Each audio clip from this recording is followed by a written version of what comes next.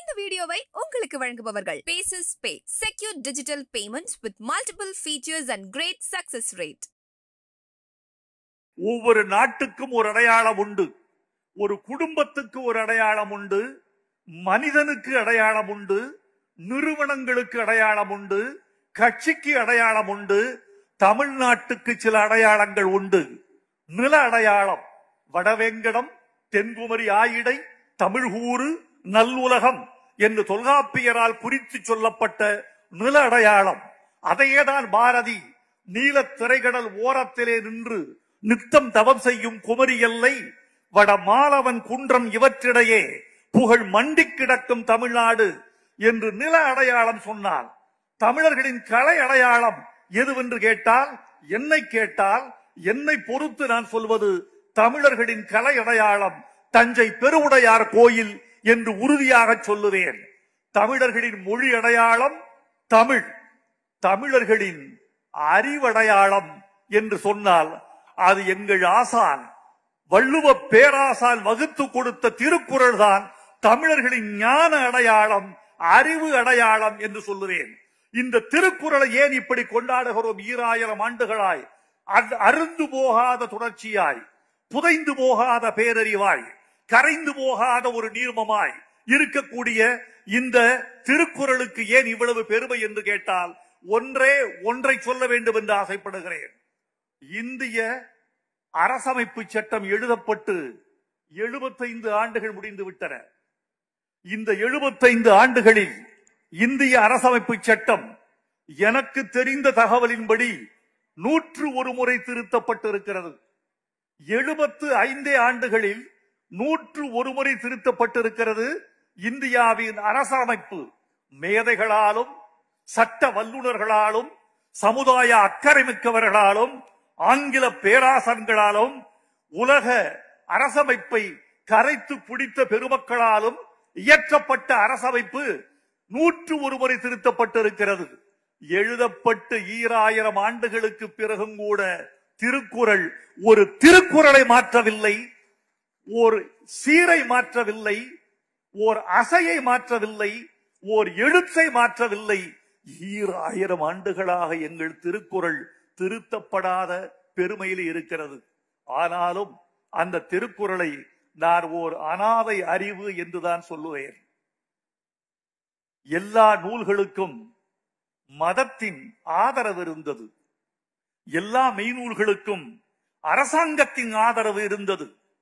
மதத்தின் ஆதரவு இல்லாமல், அரசாங்கத்தின் ஆதரவு இல்லாமல், ஓர் அரசனின் ஆசீர்வாதம் இல்லாமல் எந்த ஒரு பெரிய மெய்நூலும் இந்த உலகத்தில் நிலை பெற்றதாய் தகவல் இல்லை. ஐரோப்பிய சட்டங்கள் எல்லாம் எதனால் ஆக்கப்பட்டது தெரியுமா? கிரேக்க, ரோமானிய மெய்நூல்களால் மட்டும்தான் ஐரோப்பிய சட்டங்கள் ஆக்கப்பட்டன. யூதர்களின் சட்டங்கள் எதனால் ஆக்கப்பட்டது தெரியுமா? விவிலியத்தின் பழைய ஏற்பாடுகளை கடன் வாங்கித்தான் யூதர்களின் சட்டம் இயற்றப்பட்டது. கன்ஃபியூசியஸின் தத்துவங்களை வாங்கித்தான் சீனர்களின் ஹான் அரச மரபு ஓர் அரச சமயத்தை உண்டாக்கி கொண்டது. திருக்குர்ஆனின் திருவசனங்கள் பலவற்றை இஸ்லாத் தனது சட்டமாக ஏற்றுக்கொண்டது. அசோக சக்கரவர்த்தி பௌத்த நெறிகளின் பல கூறுகளை சட்டங்களாக நிறைவேற்றிக் கொண்டார். ஆனால் தோழர்களே, எந்த அரசனின் ஆதரவும் இல்லாமல், எந்த மதத்தின் ஆதரவும் இல்லாமல், எந்த அரசாங்கத்தின் ஆதரவும் இல்லாமல் காலத்தில் மிதந்து மிதந்து மிதந்து தன் ஞானத்தால் கரையேறிய நூல் தமிழன் எழுதிய திருக்குறள் என்பதற்காக நீங்கள் பெருமைப்பட்டுக் கொள்ளலாம். அறம்தான் அடிப்படை, எல்லாவற்றுக்கும் அடிப்படை அறம்.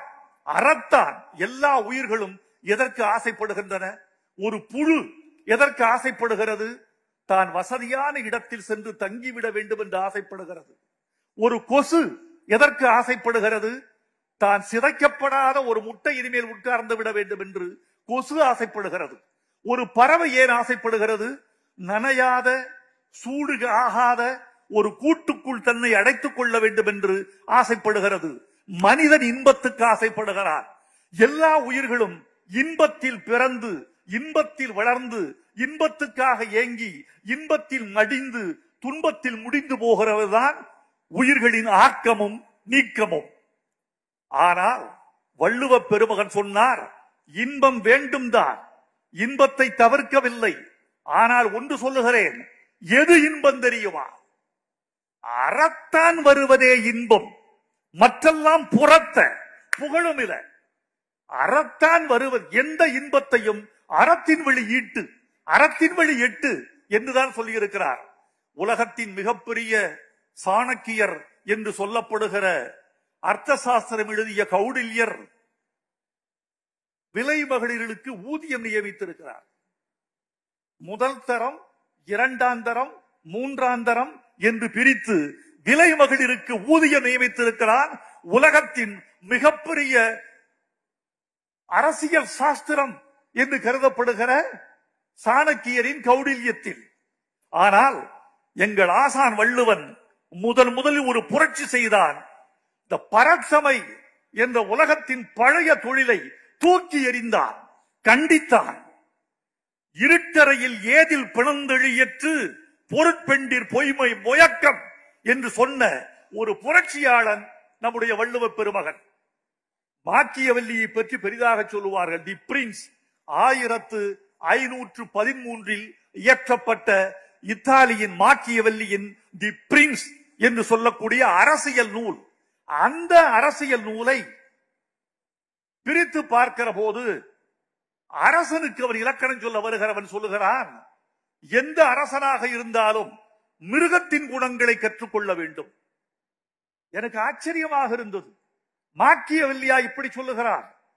உலகத்தின் ஐரோப்பாவின் மிகச்சிறந்த அரசியல் நூல் என்று பாராட்டப்படுகிற மாக்கியவல்லியின் தி பிரின்ஸ் இப்படி சொல்லுகிறது, ஓர் அரசன் என்ன செய்ய வேண்டும்?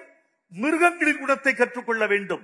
மிருகங்களின் குணத்தை அவன் கற்றுக்கொள்ள வேண்டும் என்றால் அது குள்ள நரியா சிங்கமா என்பதை அவனே தீர்மானித்துக் கொள்ள வேண்டும். இது மாக்கியவல்லியின் அரசியல் நூல். எங்கள் அரசியல் பேராசான் திருவள்ளுவர் சொல்லுகிறார், தோழர்களே, அரசன் எப்படி தெரியுமா இருக்க வேண்டும்? நான் பெருமைக்காக சொல்லவில்லை தோழர்களே, இப்படி அரசாட்சிக்கு இலக்கணம் வகித்த ஒரே ஒரு பேராசான் வடமொழியில் இல்லை, ஐரோப்பாவில் இல்லை, அமெரிக்காவில் இல்லை, உலகத்தின் எந்த அரசியல் நூலிலும் இல்லை. முறை செய்து காப்பாற்றும் மன்னவன் மக்களுக்கு இறை என்று வைக்கப்படும். கடவுள் தனியா இல்ல. கடவுள் யார் தெரியுமா? எங்கள் அரசன் தான் கடவுள். அவன் எப்படி தெரியுமா கடவுள்? முறை செய்து காப்பாற்றும் மன்னவன் மக்களுக்கு இறை என்று வைக்கப்படும். அப்படி பார்த்தால் வள்ளுவன் வகுத்து கொடுத்த பெருவழியில், அறவழியில் இன்றைக்கு தமிழ்நாட்டு அரசாட்சி நடந்து கொண்டிருப்பதை பார்த்து இந்தியா எங்கள் முதலமைச்சரை திரும்பி நின்று பார்த்து வாழ்த்துகிறது. உலகத்தின் எல்லா பூச்செடிகளிலும் பூக்கிற பூக்களை கொண்டு வந்து தொடுத்து ஸ்டாலின் அவர்களின் தோளுக்கு அணிவித்தால் கூட அது பிழை இல்லை, அதில் ஒன்றும் குறையில்லை என்று நான் கருதுகிறேன். இன்றைக்கு நீங்கள் செய்திருக்கிற காரியங்கள் மகளிரை உயர்த்தி பிடிக்கிற ஒரு அரசாட்சி தான் நீண்டு நிலைக்கும் என்பது திண்ணமாக சொல்ல முடியும். பெண்களை மையப்படுத்துகிற இலக்கியம் வெல்லும், பெண்ணை மையப்படுத்துகிற குடும்பம் வெல்லும், பெண்ணை மையப்படுத்துகிற இதிகாசம் நிலைக்கும், பெண்ணை மையப்படுத்துகிற அரசாட்சி நிலைக்கும். இன்றைக்கு பெண்கள், தமிழ்நாட்டு பெண்களைப் போல இந்திய பெண்கள் யாரும் இவ்வளவு மகிழ்ச்சியாகவும் நிறைவாகவும் திறமாகவும் திடமாகவும் இல்லை என்ற நல்லாட்சியை எங்களுடைய முத்துவேல் கருணாநிதி ஸ்டாலின் அவர்கள் தமிழ்நாட்டுக்கு வழங்கி கொண்டிருக்கிறார். காட்சிக்கு எளியன் கடுஞ்சொல்லன் அல்லனேல் மீக்கூறும் மன்ன நிலம். நேற்று அவர் தூத்துக்குடியில் இறங்குகிறார். இறங்கி காரை விட்டு இறங்கி சாலையில் நடக்கிறார். ஒரு கடையில் தேநீர் குடிக்கிறார். இருபக்கமும் மக்கள் திரண்டிருக்கிறார்கள். இவர் உள்ளங்கையை தொட்டு பார்க்க வேண்டும் என்று ஆசைப்படுகிறார்கள்.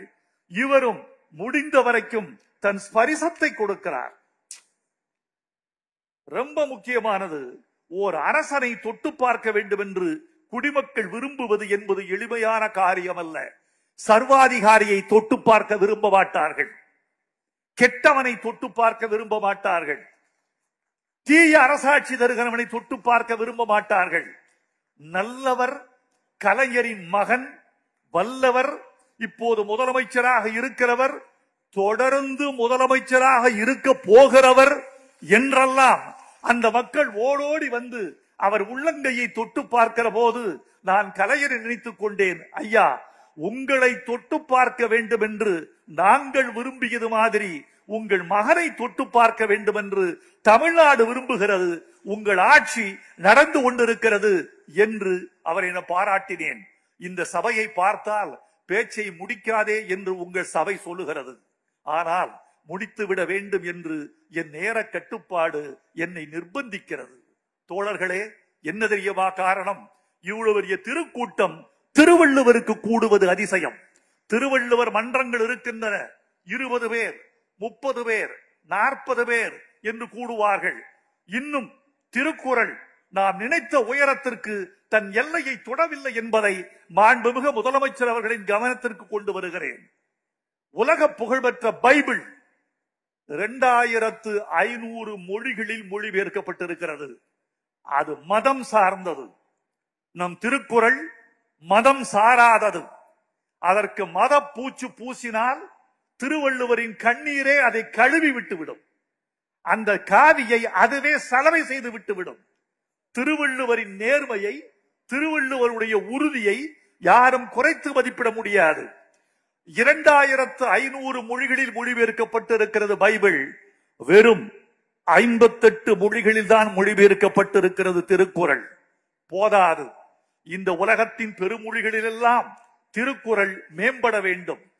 இந்த நாட்டுக்கு வருகிற அயல் நாட்டு விருந்தினர் யாருக்கும் முதல் பரிசாக திருக்குறளின் ஆங்கில மொழிபெயர்ப்பு வழங்கப்பட வேண்டும் என்பது என் எண்ணம். இன்னும் சொல்ல போனால், திருக்குறள் தெரியாமல், திருக்குறளை எழுதாமல் யாரும் அரசு பணியில் சேர்ந்துவிட முடியாது என்ற நிச்சயமான ஒரு திட்டம் நேரடியாகவோ மறைமுகமாகவோ தமிழ்நாட்டுக்கு இருக்க வேண்டும் என்று நான் விரும்புகிறேன். திருவள்ளுவர் சிலையை வணங்குகிறேன். அந்த திருக்குறள் மீது எனக்கு ஒரு காதல். சின்ன வயதிலிருந்து எனக்கு ஒரு காதல். 12 வயதில் 1330 குறட்பாக்களையும் அசை பிரித்து எங்காவது தலை தட்டுகிறதா என்ற ஓர் அறைகூவலை எனக்கு நானே விடுத்துக் கொண்டு திருவள்ளுவரிடம் ஒவ்வொரு குறளாக தோற்றுக்கொண்டே வந்தேன். 1330 முறை திருவள்ளுவரிடம் நான் தோல்வியடைந்தேன். அந்த தோல்விதான் திருவள்ளுவர் மீது எனக்குரிய காதலை வளர்த்தது. இதே திருவள்ளுவர் சிலை மாமல்லபுரத்திற்கு பக்கத்தில் தரையில் கிடத்தப்பட்டு செதுக்கப்பட்டுக் கொண்டிருந்த போது அதன் தலையை தொட்டு பார்த்து தடவி இருக்கிறேன். நாசியை வருடி இருக்கிறேன். இதே விரல்களால் மீசையை தடவி இருக்கிறேன். தாடையை ஸ்பரிசித்திருக்கிறேன். மார்பில் என் விரல்கள் பறந்திருக்கின்றன. கால்களை தொட்டு வணங்கி இருக்கிறேன். இந்த திருவள்ளுவர் சிலையை கணபதி சபதி அவர்கள், என் ஆருயிர் கரை சகோதரர், அவர் செய்த பொழுது நான் தொட்டு தொட்டு தொட்டு பார்த்து மகிழ்ந்திருக்கிறேன். அந்த சிலையை இன்று வானளாவிய உயரத்துக்கு பார்க்கிறேன்.